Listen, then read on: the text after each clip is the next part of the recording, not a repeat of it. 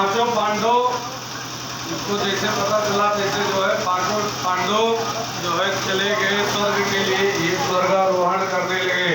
और जब स्वर्गारोहण के लिए चल दिए, स्वर्गारोहण का बद्रीनाथ के आगे एक अलकनंदा का आश्रय लेते हुए ये सरस्वती नदी के उद्गम का स्थान है, वहां से ये धीरे धीरे चल दिए और जाते जाते वहां से स्वर्ग जाने का रास्ता है। लेकिन स्वर्ग जाने का रास्ता स्वर्ग वही जा सकता है जीवन में जिसने कभी भी कोई अधर्म न किया हो, वही स्वर्ग जा सकता है। सब लोग पांचों पांडव जैसे जाने लगे द्रौपदी के सहित, ऐसे जो है नकुल और सहदेव गिर गए रास्ते में पहाड़ से नीचे और उनकी मृत्यु हो गई। कहा महाराज ये क्यों गिर गए? ये युधिष्ठिर ने भीम को बताया था ये इसलिए शरीर स्वर्ग नहीं जा सकते हैं क्योंकि इसने इन दोनों को, एक को अपनी सुंदरता का अभिमान था, एक को गणित विद्या का अभिमान था, इसलिए दोनों स्वर्ग नहीं जा सकते हैं। तो तब तक आगे चल करके द्रौपदी जी गिर गई। कहा ये क्यों गिर गई? कहा ये इसलिए गिर गई क्योंकि इनके पति तो 5 थे लेकिन ये अर्जुन की तरफ इनका आकर्षण ज्यादा था, इसलिए भी नहीं जा सकते। अब आगे चल करके अर्जुन गिरने लगे तो अर्जुन को कहा भैया ये तो भक्त थे, ये क्यों गिर रहे, ये क्यों नहीं जा सकते? कहा ये जो है इसलिए नहीं जा सकते इसलिए क्योंकि एक बार इन्होंने भगवान से अपमान कर दिया था, बातों बातों में बोल गए थे ना हम संकर्षणो कृष्ण ब्राह्मण कृष्णम कार्तिरेव च आम वा अर्जुनो नाम गांडीव यस्य वै धनु। हे ब्राह्मण देवता, एक अंधे ब्राह्मण थे, उनसे कहा कौन हो तुम? अरे भगवान कृष्ण हो। कहना ना बलराम, कहना मैं कृष्ण हूँ, ना मैं बलराम हूँ, मैं अर्जुन हूँ जिसका गांडीव धनु है, मैं उससे श्रेष्ठ भाव रख के क्योंकि मैं अर्जुन हूँ उससे श्रेष्ठ हूँ। बोले वृंदावन बिहारी लाल की। और उसके बाद पश्चात अर्जुन भी गिर गए। कहा ये भी नहीं जा सकते, थोड़ी दूर आगे चले भीम गिरने लगे। कहा भैया भैया मैं क्यों गिर रहा हूँ? आज तुमने अपने जीवन में खाते ज्यादा थे, अगर ज्यादा खाना भी नहीं चाहिए, खाने से भी खाना इतना चाहिए कि शरीर चल जाए और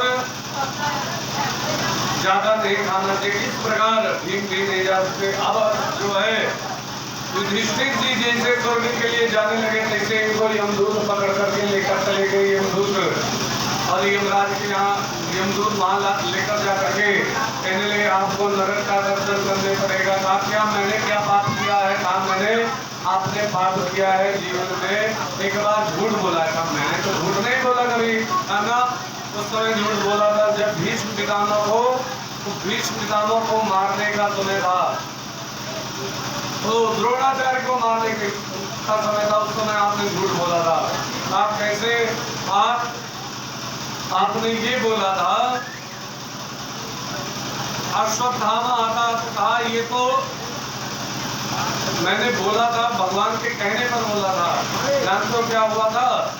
द्रोणाचार्य से पूछ करके तो द्रौपदी जी आई थी और यहाँ पर उन्होंने बताया था कि मेरा कोई प्रिय होगा उसका अनिष्ट सुनूंगा तो मेरे हाथों से धनुष्मान गिर जाएगा, तब मुझे कोई भी मार सकता है, द्रोणाचार्य जी ने कहा था।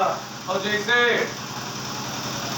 भीम ने हाथी, एक अश्वत्थामा नाम का हाथी उठा करके पटक दिया, उसकी मृत्यु हो गई और सब लोग कहने लगे अश्वत्थामा मारा गया, अश्वत्थामा मारा गया। द्रोणाचार्य का बेटा था अश्वत्थामा, तो कहा उन्होंने धनुष बाण छोड़ दिया और अर्जुन ने उन्हें मार डाला। तो कहा उस समय आपने भी कहा था। तो जैसे कहने लगे तो कहा आपकी बात का भरोसा नहीं करते। द्रोणाचार्य जी कहने लगे हाँ अगर युधिष्ठिर बोल दे तो मैं मानूंगा। युधिष्ठिर जी ने डरते हुए बोला अश्वत्थामा हतः।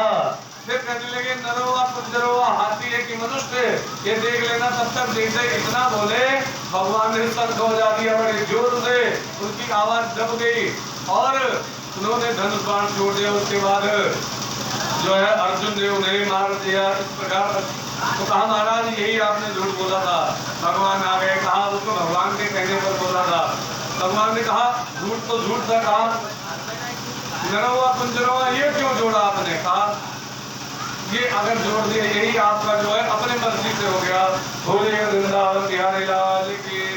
इस प्रकार पांचों पांडव युधिष्ठिर जी जाकर के धर्मराज की गद्दी पर विद्यमान हुए और ये राजा परीक्षित जो थे 5 साल की अवस्था, इनको जबरदस्ती राजा बना करके पांचों पांडव स्वर्गारोहण के लिए चले गए थे।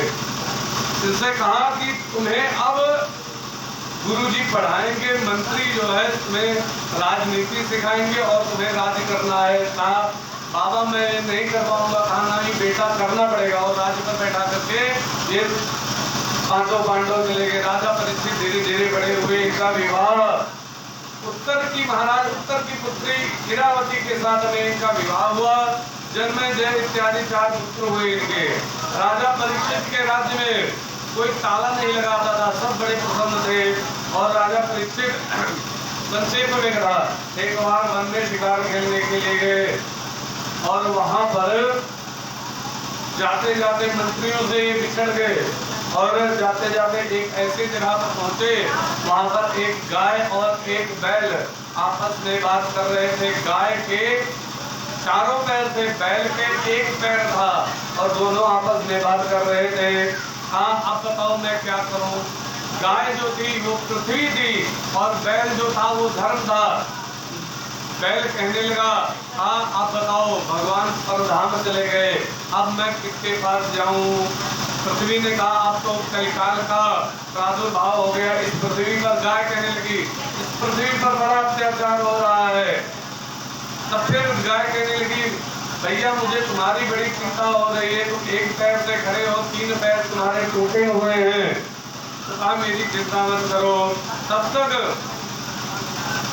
आप भगवान जब तक थे, गाय कहने लगी तब तक वो अपने नन्हे नन्हे पैर से मेरे ऊपर जब चलते थे तब मुझे बड़ा आनंद आता था। अब वो चले गए, इसका मुझे बड़ा कष्ट है जो है, गाय कहने लगी। और तब तक एक काला काला व्यक्ति आया और वो जो बैल का 1 पैर था उसे भी तलवार से तोड़ देना चाहता था। तब तक राजा परीक्षित ने देखा हमारे राज्य में ऐसा नर तो उसके 1 पैर वैसे टूटा हुआ है, 3 पैर वैसे नहीं, 1 पैर से खड़ा है, उसका 1 पैर वो भी तोड़ डाला था तो मैं तुम्हें मार डालूंगा। हाथ जोड़ करके सामने महाराज कौन हो तुम बताओ? हाँ महाराज मैं कलयुग हूँ। आप तुम कब आए? आप भगवान के जाने के बाद मैं इस धराधाम पर आया था और अब आपके राज्य में प्रवेश कर रहा हूँ। तो कहा चले जाओ, यहाँ हमारे राज्य में प्रवेश नहीं। कहा महाराज ये तो नियति है, मुझे प्रवेश तो करना पड़ेगा। अब आप राजा हैं तो आप बता दीजिए जहाँ मुझे रहना है वहीं मैं रहूंगा, कोई जरूरी नहीं कि मैं अपने मर्जी से रहूं।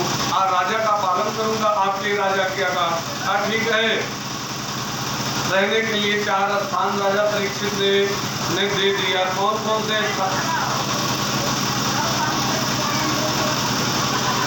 दे दिया दूतम पानम प्रिया सोनम यत्र धर्मा चतुर्विधा। जहाँ जो है जुआ खेला जाता हो, मदिरा पान होता हो, स्त्री का वैश्यावृत्ति होती हो और झूठ बोला जाता हो, निर्दयता होती हो, ऐसे जगह पर 4 स्थान दे दिए यहीं पर रहो। और धर्म के नाम से 4 चरण कौन कौन से हैं? तप, शौच, दया और सत्य, दान। तो तब तो सतयुग में जो चला गया और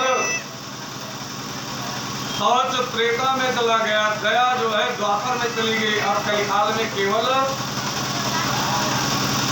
सत्य बचा है। इसीलिए कहा धर्म न दूसर सत्य समान, सत्य के बराबर कोई धर्म नहीं है। और इधर कलयुग ने कहा महाराज आपने सब गड़बड़े स्थान दिया है, एक अच्छा दे दीजिए, कोई बढ़िया स्थान दे दीजिए। ठीक है मैं तुम्हें सोने में स्थान देता हूँ। सोने में अर्थात स्वर्ण में जो सोना होता है, गहने वाला सोना, वो सोने वाला सोना नहीं, तो उसमें स्थान दे दिया। कहा उसमें रहिए। अब भगवान गीता में कहते हैं धातु नाम अस्मि कांचनम, धातुओं में मैं सोना हूँ और कलयुग भी सोने में विद्यमान है। तो सोना मिले तो कैसे समझे कि कलयुग है इसमें कि भगवान है? तो लिखा कहा अगर धर्म से कमाया हुआ, मेहनत से कमाए हुए धन से जो सोना होता है वो जो है वो